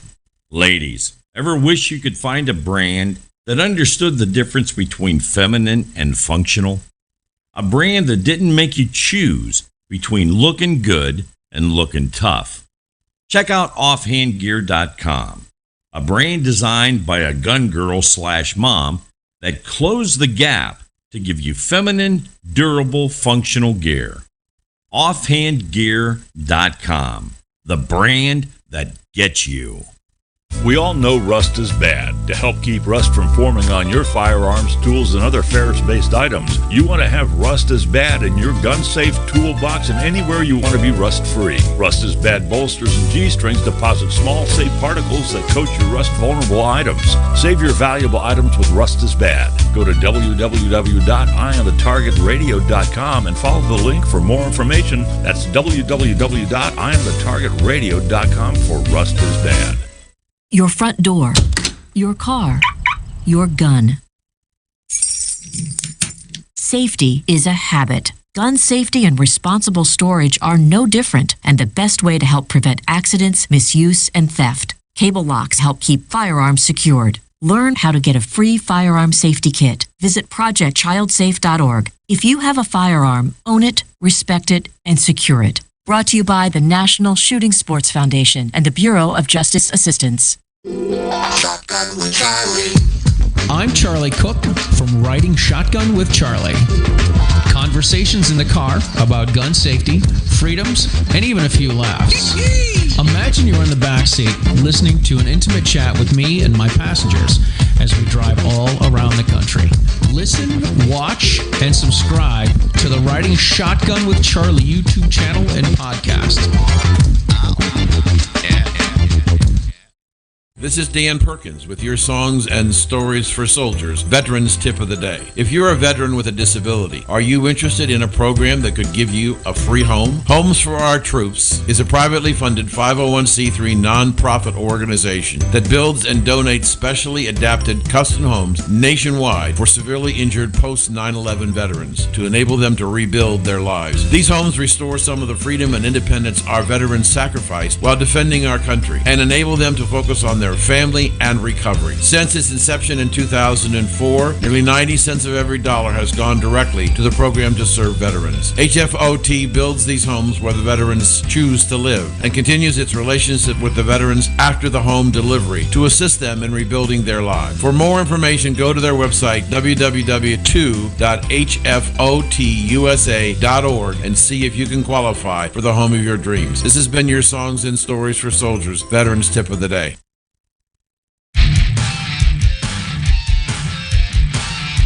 Okay, let's talk about safe storage and legislating safe storage. This is an interesting thing. I mean, gun owners want gun owners to be safe with their guns. They want them to store them responsibly and safely, and they don't want anybody to be harmed with a gun. But when you legislate it, when you start to tell people what they can do, how they can do it, and what they can't do, then all of a sudden it starts to get into a fuzzy little area. So Edmonds, Washington is one of those situations and one of those cases.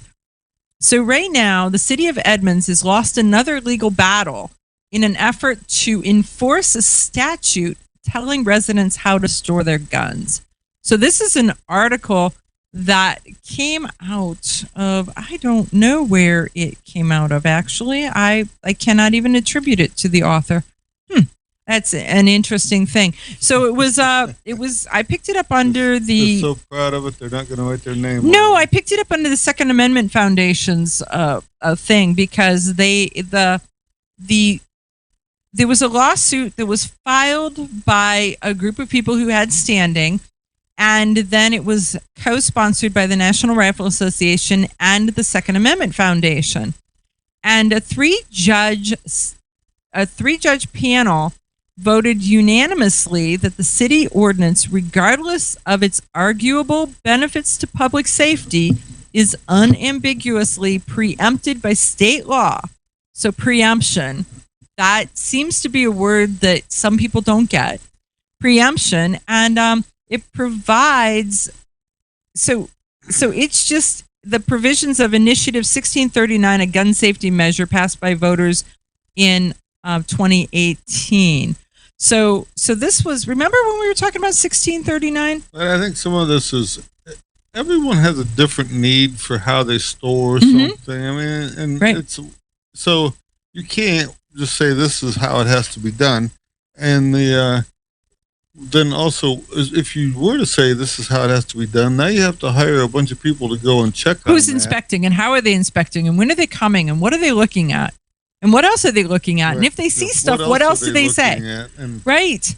So and who's to say that someone isn't? You need a large panel so that one person doesn't hold a grudge, and so once again, bureaucracy at its finest. It just keeps getting bigger and bigger and bigger. It does. So this law took effect March of 2019. It required gun owners to keep their firearms locked up and inaccessible to all others, especially children.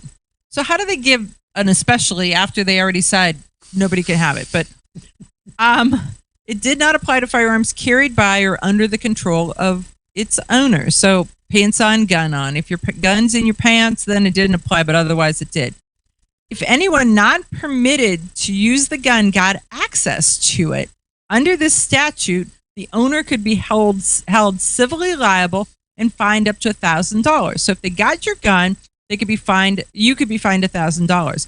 If they used your gun in a crime, you could be fined $10,000. So if your gun was not secure, they broke in, they took your gun, you can not only be out your gun, out your front door, out the window, all those out, and fined up to $10,000. So I just want to say, if you're not a member of Second Amendment Foundation, you seriously ought to consider it. And here's the thing: if you look at how criminals work, if all the guns are locked up so they can't just break into your house when you're not home and get one, they will start waiting till you start to get home, and then they will beat you up and take yours from you. Right, and then they'll get access to them because you've got to be there to unlock it. Right. Or you got one in your pants already, so they'll just take it from I you. want that one. Right? So there's all these pieces. There's so many people who say, I'm ready, but when it comes right down to it, they're not ready. I'm not ready. And no. It's when they get their gun out, and then it's like, Mommy, have you seen my bullets? Where's my bullets? Where did I put my gun? Where did I'm embarrassed to say it's not quite as bad as that, but it does take. Right. There's a spot where you freeze, and then you forget which way the safety goes on and off. Well, there's just stuff in your life that you always have around you, and you take for granted. Like 2 weeks ago, I was like, hey, have you seen my glasses? I can't drive without them. I lost them. I had to go dig up another pair of glasses, old ones that I could sort of see to drive, but I couldn't see to walk. But it was bad, and I was glassesless for 24 hours. But if that had been my gun, same thing. We practice like quick draw and different things like this, but how many people hand something to you and then have you practice your quick draw? What do you do with it if you're carrying something, say groceries, the baby, a computer? Well, two of the three you jettison. One of them you don't. You pick. To say, right? Is the computer more valuable than the baby or the groceries? No, the computer's go and the baby's not. We'll just say that I'm not letting you babysit if you're contemplating. You just squeeze the baby in just like you would do to keep your hand out of your way so you don't cheat yourself, and go on with your draw with the baby. Right. You can't jettison it, though. You just I'm just saying. You cannot jettison the baby. Your job. That's the thing is, you got a split second to make that decision, and if all of a sudden you didn't practice it or you didn't think about it ahead of time. Here's a 5-pound bag of sugar. You hold it while you're doing that. I got a cup of coffee. Do I just throw it down? What do I do with it? I mean, you throw it on the person. What's the? It worked for McDonald's. Right, but you don't think of it until it's afterwards. You think, oh, I should have threw that hot coffee on them or whatever, and so hindsight's 20/20. But when you're when all of a sudden things go crazy, you go crazy right along with you. Gotta you stop. You don't think. You stop. An emergency happens. You cease thinking. You only react. So whatever you practice is what you do. Right, and if you don't practice, you don't do anything. You don't do it. You're like, what do I do? Oh, you do it completely wrong. I use the example of when I started my house on fire. To the fact that I wasn't smart enough to, I was smart enough to get out of the house, but then I didn't have any shoes. and I didn't have a coat, and it was 13 degrees. And then by the time I got back and forth a couple times, I realized that I didn't realize that all of the keys were in all of the cars that I could have gotten out of the garage before they burn up too. But, just, and oh, by the way, they would have had a heater, and that would have been better while I was waiting for the fire department. But no, you stop thinking. You don't think at all, and that's just a piece of it. And that's the thing. And when you're training, sometimes it's best to film yourself doing it, and you get a chance to see some of the goofy things that you do. Right. I mean, I think that's something that you and Mike do. My training is doo-doo. But that's something that you and Mike do that I think is a great thing, because you're like, I have this habit that I didn't know I had. Well, and you don't know you had it until I was reading an article the other day, and they said if you hire a trainer, that they should evaluate how you are at the beginning and then reevaluate you at the end, and go through. And I'm thinking, who's got time for that? If they should videotape you at the beginning with your fumble thumbs, and then at the end videotape you, and you can go home and watch and see how much better you are, or you can come back at another time and go over the video. But it's the kind of thing is, if I'm paying for training, I want training. I don't want him videotaping me and watching TV of me. No, let's just start. Yeah, I mean, I sort of got that the trainer has to have a feel for where you are to know where you need to go. He's watching you. He sees what you can or cannot do. So he does, but he can't prove that to you at a later date unless he videotapes it. Oh, speaking of that and knowing where you are, did you see the pictures of somebody who's just going through a firearms school, somebody that you and I both know, and I'm not going to mention her name. And, they do this thing about forward thumbs or happy thumbs and together thumbs or happy thumbs. And the instructor drew a line from one thumb to the other thumb with a little arrow. And it was like, that's brilliant, because are your thumbs in the same place every time? Is your grip in the same place every time? Look at that. There's a line. You can look at it to see. Right. There's a lot of people when they pick up the gun, they get a different grip every time. Every time. So you get 7 or 8 draws. You're fumbling with this gun the whole time. I saw that pen mark as it has made a difference in my life. Right? Woohoo! That's what it does. I mean, I already take my new students and I give them a dot where their finger ought to be on the trigger.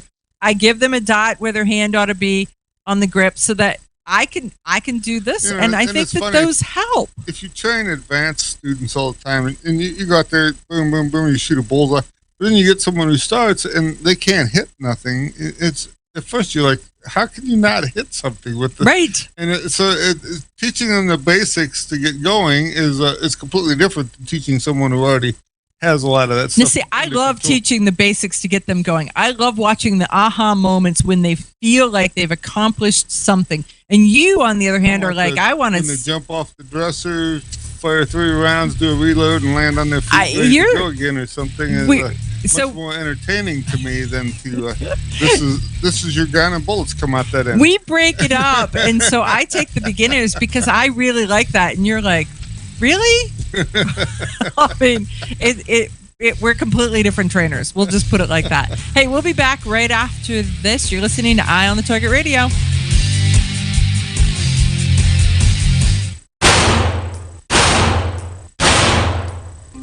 Hi, I'm Janelle Westrom, owner of Davenport Guns and Davenport Shooting Club. At Davenport Guns, we do so much more than sell firearms. We advocate for increased personal safety and security, not just for you, but your whole family and community. Go to DavenportGuns.com to see our online inventory and browse videos, articles, and things we just find entertaining. Sign up for our newsletter to learn more. This is Cheryl Todd of Gun Freedom Radio, and I am proud to join Amanda Seppacool and all the 50 women, one from each state, in our grassroots efforts to protect the Second Amendment as delegates of the DC Project. Grassroots organizations like the DC Project run on donations, so please consider donating to our GoFundMe/DC Project to keep the promise of freedom alive. Ladies, ever wish you could find a brand that understood the difference between feminine and functional. A brand that didn't make you choose between looking good and looking tough. Check out offhandgear.com, a brand designed by a gun girl / mom that closed the gap to give you feminine, durable, functional gear. Offhandgear.com, the brand that gets you. We all know rust is bad. To help keep rust from forming on your firearms, tools, and other ferrous-based items, you want to have Rust is Bad in your gun-safe toolbox and anywhere you want to be rust-free. Rust is Bad bolsters and G-strings deposit small, safe particles that coat your rust-vulnerable items. Save your valuable items with Rust is Bad. Go to www.IamTheTargetRadio.com and follow the link for more information. That's www.IamTheTargetRadio.com for Rust is Bad. Okay, you ask yourself, who is this Realize Firearms Awareness Coalition and what do they do?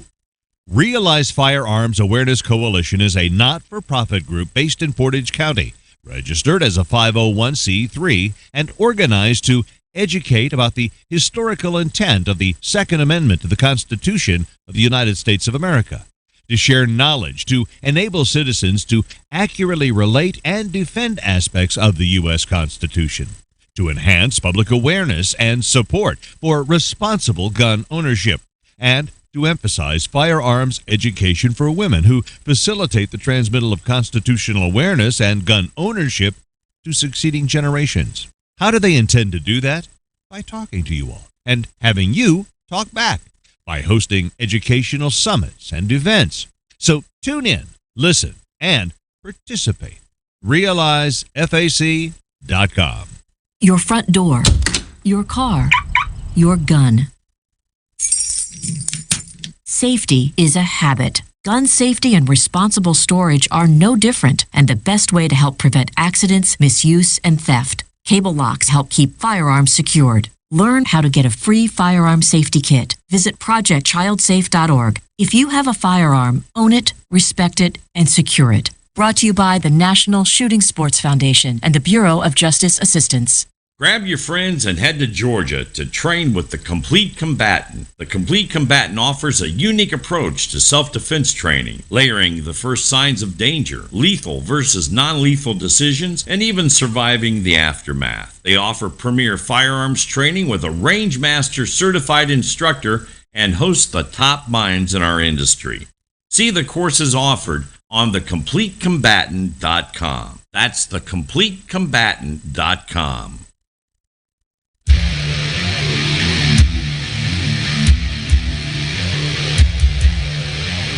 Well, folks, we are right at the last segment of today's radio show. So be sure to give a big shout out to our sponsor, Car Arms, because without them, we could not bring you this show on a weekly basis. So here's a new thing that is coming out is there is a HR 30 that has 18 co-sponsors that is entitled the Gun Trafficking Prohibition Act. Well, once again, words have meanings, names are names, and we want guns to not be trafficked. But the last time we had a big trafficking issue, it was called Fast and Furious.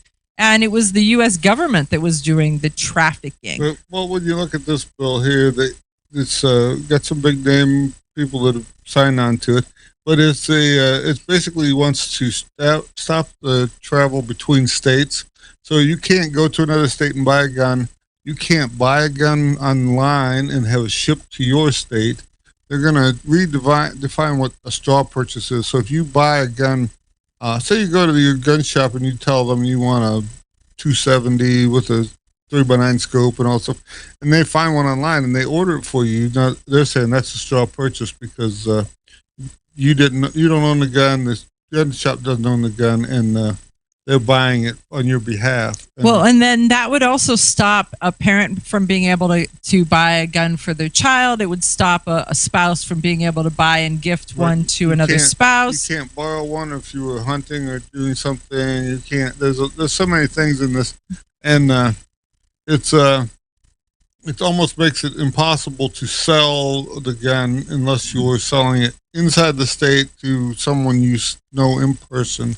Well, the other part you can't even sell it to on consignment at a gun shop. Right, consignment would be one of the things. The interesting part is because you're giving possession of a gun you own to someone else and they don't own it. That would be where the consignment things are. But the bill would make it illegal for an entity like the Boy Scouts or Future Farmers of America to buy 22 rimfires to use for a marksmanship program where there's loaner guns, or for a rancher to buy a firearm for his ranch hands to use on the range. I mean, all of these. So they're writing them saying that, they make so much sense. They are to stop trafficking because we don't want gun trafficking to happen.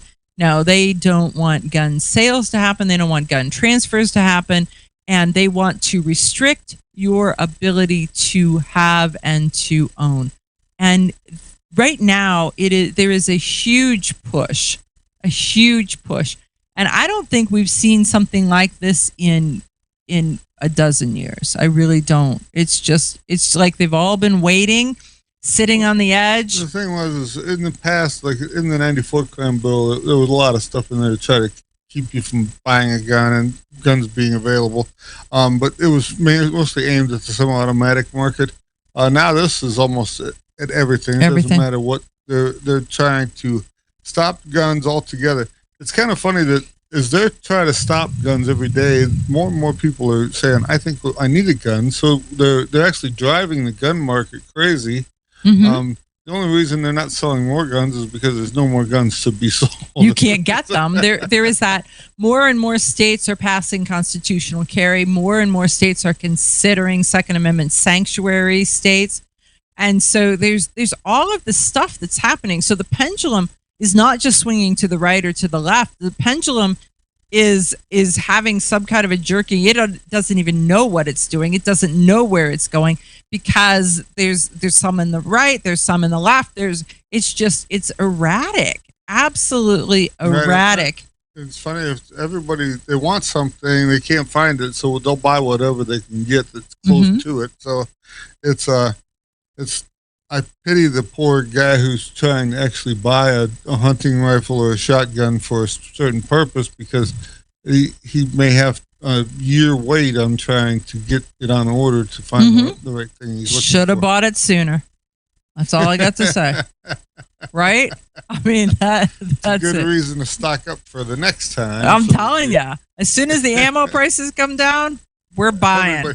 Everybody's stocking up, even though going to be in the. Well, they're all complaining right now because somebody is buying all this ammo, and yet it's going to be continued because everyone is not going to be caught with their pants down. Oh no, they're going to buy ammo. So we're going to dedicate one bedroom to ammo. I'm dealing in precious metals, and lead and brass are precious. I mean, how many people are? I get calls all the time. People wanting to get into reloading. I'm like, right now's not a good time because there's no components, so you can't buy gunpowder, you can't buy primers. Bullets are hard to get. I says if you can get the stuff, great, and if you get a deal on a machine or something, buy it, and then eventually put this together. So when things come back to normal, you can stock up and you have the supplies. You'll be good to go. You need to do it, but it's if you're trying to start out today, there's just not. Well, enough we stuff ordered bullets. We ordered the projectiles in June. In June, and we got them in January. Right. And so then we ordered another batch in January when the last load came in because we figured we'll probably get them in July or August. Right. And we're hoping that we have enough to shoot in the meantime because sometimes right now going to the range, I feel like one of those people that's like throwing dollars into the sky. You know, here but sometimes and here. It's like, well, I would shoot this, but I'm afraid that I won't have bullets for it, or that I don't have stuff to replace it with. So, you definitely we've cut back on some of the training drills we were doing, and where we would have a drill day that was maybe 200 to 400 rounds. We're down to where maybe 50, 75 rounds in some of this stuff. So you spend more time on your draw. You spend more time on different things that you before we were shooting. We were there to shoot, and now we're there to for the monkey motion, I think. Right. Right, we are. We're there to learn the other things too, because when you're training, it is not all just about making it go bang. Well, when you see the stuff where they say the art and science, well, the science is the part where you see it on paper and you know what you're supposed to be doing. The art is actually practicing that and making it so it happens without pulling your underwear out of your pants at the same time, or shooting something you didn't plan on shooting because your gun went off too early or too late or something like this. Or when you do something with your gun and all of a sudden your gun is clipped to your hand in a manner that it wasn't intended. At this stuff, there's a couple different layers of it, and it may be that I know everything about it, but I've never actually tried doing it. Right. And so doing it is that art form of making it all happen. And well, it's the concept of standing out in the driveway shooting baskets. You know that you bounce it on the concrete. You hold the ball. You throw it in the basket. Right. It's a whole lot harder to actually do it than it looks like. But it happens in my head fabulously. Just in my mind. Same with quick draw, mag change, all that stuff. Nothing to it. Anybody could do it. And, until you try doing it, and then all of a sudden now you're in the wrong spot. The magazine's backwards, or it tips upside down in your pocket, so it's hard to get back out of your pocket. And man, yeah, I think we actually probably want to do a whole segment on. Somebody the other day was talking about snap caps, and they're like, okay, I bought these snap caps. I want to practice with my gun in the house. Where do the bullets go? And they're like, in the gun. No. When I pull the trigger, where do the bullets go? Am I going to put a hole in something? No, it's a snap cap. And so the whole conversation was, do you have plastic bullets? Are they snap caps? What are they? Finally, it was, show us a picture of it so that we don't tell you one thing because you're using the wrong word. And so what is a snap cap versus what is a plastic bullet versus what are those? The plastic indoor training bullets. Right. There was all of these conversations. Ammunition, stuff like this. And there was so many people that were trying to help that weren't helping. Right. And it was like, wait. Finally, it was just stop. Show us a picture and then we'll tell you. But words have meaning and I'm not sure you're using the right words. Yeah. So it was an interesting thing, but we don't think about that. Hey, we'll talk to you again next week. Okay, you ask yourself, who is this Realize Firearms Awareness Coalition and what do they do? Realize Firearms Awareness Coalition is a not-for-profit group based in Portage County, registered as a 501c3 and organized to educate about the historical intent of the Second Amendment to the Constitution of the United States of America, to share knowledge, to enable citizens to accurately relate and defend aspects of the U.S. Constitution, to enhance public awareness and support for responsible gun ownership, and to emphasize firearms education for women who facilitate the transmittal of constitutional awareness and gun ownership to succeeding generations. How do they intend to do that? By talking to you all and having you talk back by hosting educational summits and events. So tune in, listen, and participate. Realize FAC